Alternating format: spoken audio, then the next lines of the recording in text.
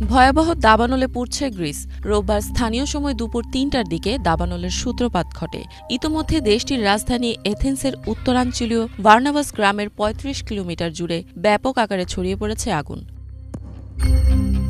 দাবানলের আগুনে পুড়ে ছাই হয়ে গেছে ঘরবাড়ি ও গাছপালা। ধোঁয়ায় আচ্ছন্ন হয়ে পড়েছে পুরো শহর।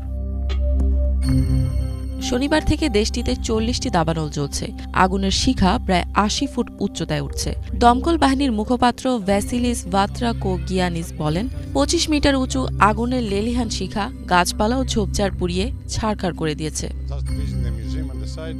এরই মধ্যে স্থানীয় ২৫টিরও বেশি গ্রাম এবং শহর থেকে বাসিন্দাদের নিরাপদ জায়গায় আশ্রয় নিতে বলা হয়েছে। দাবানলের আগুনে এ পর্যন্ত কারো নিহত হবার খবর পাওয়া যায়নি। তবে আগুনে দগ্ধ হয়ে ২ দমকল কর্মী সহ শ্বাসজনিত সমস্যার কারণে আরও ১৩ জন চিকিৎসারত রয়েছেন।